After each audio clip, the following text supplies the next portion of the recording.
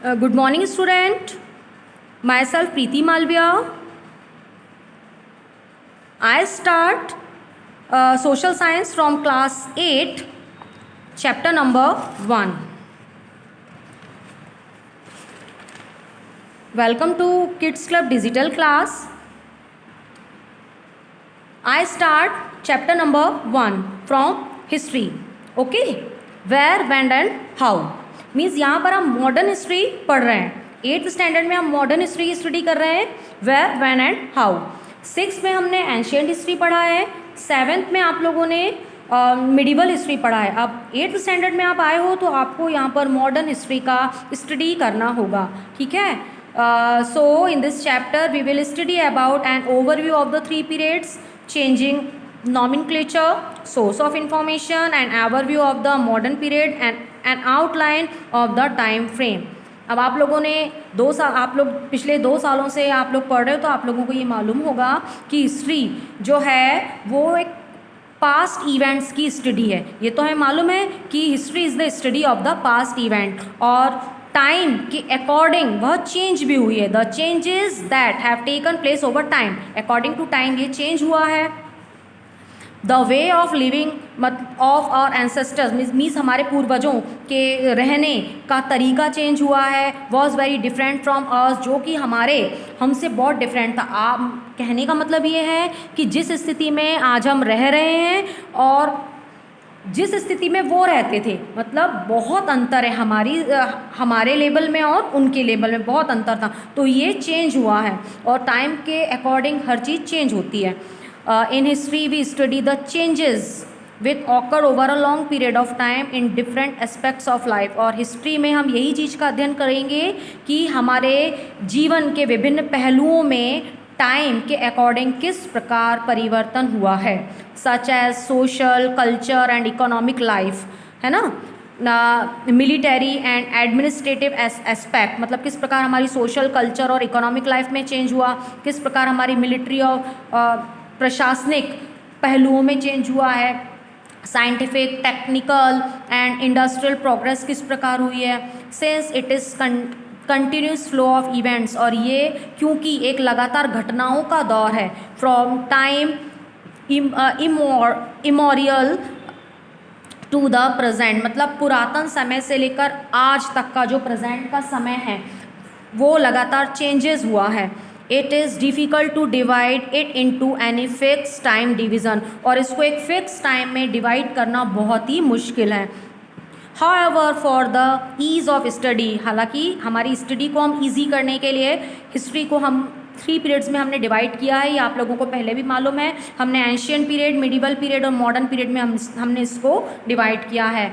You have studied the ancient period and medieval period in the previous class में आप लोगों ने पढ़ लिया है एंशियंट और मिडिवल पीरियड को. So in this class we shall study the modern period. तो इस क्लास में हम मॉडर्न पीरियड की स्टडी करेंगे.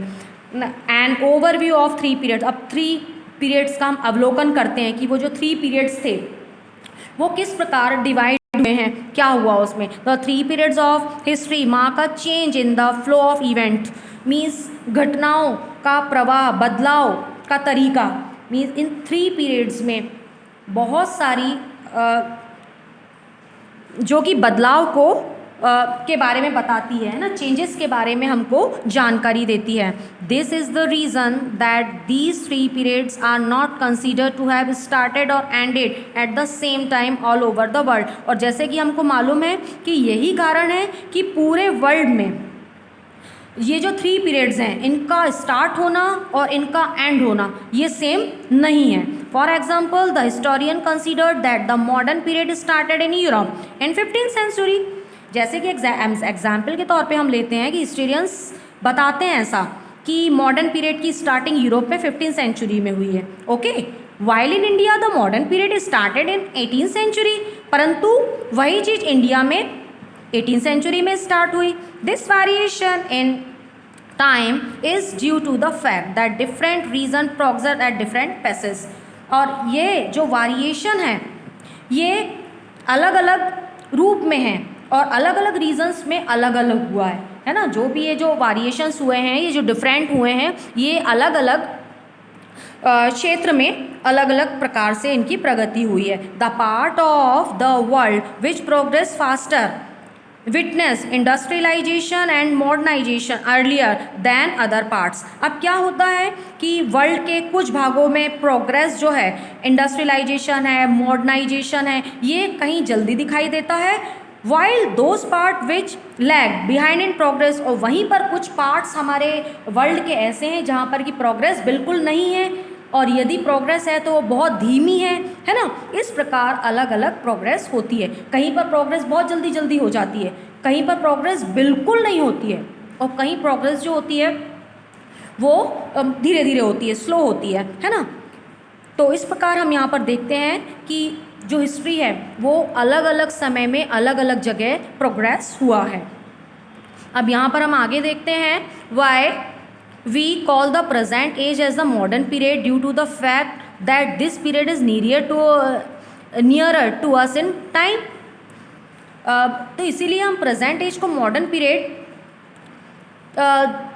पीरियड के समय से हम इसको मतलब क्यों प्रेजेंट नहीं करते हैं। And we have many evidence which authentic events to this period, और जबकि हमको बहुत सारे मतलब हमारे पास प्रूफ भी हैं। More over this period has immense influence of our life, और इसके अतिरिक्त ये जो पीरियड है ये हमारी लाइफ पर भी अत्यधिक प्रभाव को दर्शाता है। ठीक है, and overview of the modern period. अब हम मॉडर्न पीरियड का अवलोकन करते हैं। In India the modern period is deemed to have begun after death of Aurangzeb. Aurangzeb की डेथ के बाद में हमारे यहाँ मॉडर्न पीरियड की स्टार्टिंग हुई है। The Mughal emperor in 1707 means एक मुगल एम्परर था औरंगजेब जिसका 1707 में डेथ हो गया, और उसके बाद हमारे यहाँ मॉडर्न पीरियड की स्टार्टिंग हुई है। As the later Mughal we are not strong enough, क्योंकि इसके बाद औरंगजेब के बाद में जो भी मुगल रूलर थे वो बहुत स्ट्रॉन्ग नहीं थे। Different part of India came under the rule of different rulers, और हमारी इंडिया जो थी वो डिफरेंट रूलर के कॉन्टेक्ट में आ गई थी, मतलब उनके अधीन हो गई थी, है ना। The new powers in the form of Marathas, Maratha के रूप में एक नई शक्ति आई। The Sikh, the Rohillas, the Pathan and the Rajput started to become important, और उस समय सिख हैं, रोहिलाज हैं, पठान, राजपूत ये अपने आप को इम्पॉर्टेंट समझने लगे। This was of course the time when the Europeans entered the scene, और उसी समय यूरोपियंस लोगों की यहाँ पर स्टार्टिंग हुई, मतलब यूरोपियंस लोगों ने यहाँ पर आना शुरू कर दिया। And they started to cumulate trade and political power, मतलब वो उन्होंने यहाँ पर आकर एक क्वालिटी को उन्होंने कलेक्ट किया, पॉलिटिकल पावर को उन्होंने अपने हैंड में ले लिया, अपने हाथ में ले लिया। ठीक है, and thus began a new era of the modern period, और मॉडर्न पीरियड का नया युग यहाँ स्टार्ट हो गया। Okay, the modern period is identified with many changes in India, India में बहुत सारे चेंज हुए। It was the dawn of new progress, और ये एक प्रोग्रेस का सवेरा था। न्यू डॉन मीन्स एक नया सवेरा था।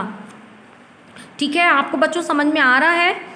In both thought and action, दोनों तरह से, कर्म के हिसाब से भी और विचार के हिसाब से भी, the people began to realise the value of freedom, liberty and unity as they came into the contact of newly found western idea, और जैसे हमारे जो पीपल जो हैं वो वेस्टर्न आइडिया के कांटेक्ट में जब आए तब उनको अपनी स्वतंत्रता मीन्स फ्रीडम यानी स्वतंत्रता, लिबर्टी और यूनिटी मीन्स अपनी एकता, इसका एहसास होने लगा, इनको रियलाइज होने लगा, उसकी वैल्यू उनको समझ में आने लगी। Understood?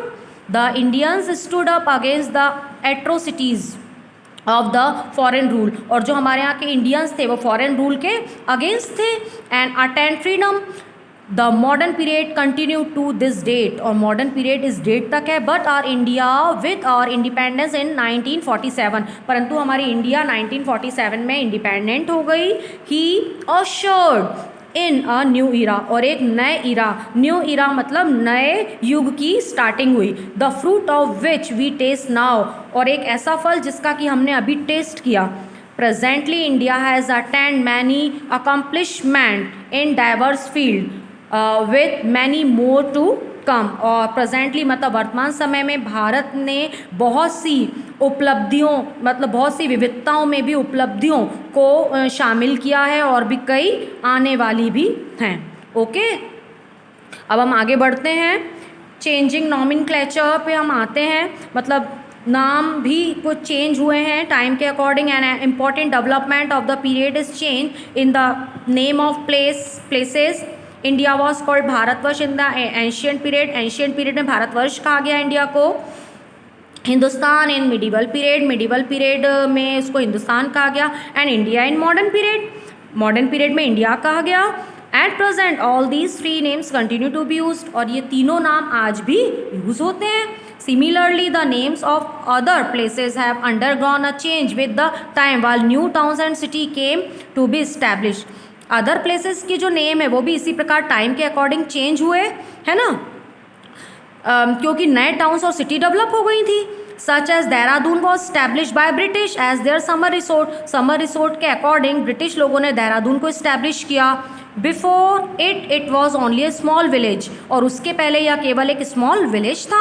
In the same way the Madras residency signified the whole of present day Tamil Nadu, Madras residency को भी उन्होंने बनाया जो कि प्रेजेंट डे तमिलनाडु है ना। While Madras now Chennai is only it's capital, और जबकि मद्रास इसकी केवल एक कैपिटल है, राजधानी है। The state of Mysore became the state of Karnataka, जो मैसूर जो है वो कर्नाटक का एक स्टेट था। While Mysore is only a city of this state, और अभी मतलब इस जो मैसूर है केवल इस राज्य की एक सिटी है। There are many such examples of this type, और इसी प्रकार के जो एग्जाम्पल्स हैं वो यहाँ पर हैं। ठीक है, आगे के जो टॉपिक्स हैं वो हम नेक्स्ट वीडियो में एक्सप्लेन करते हैं। Thank you.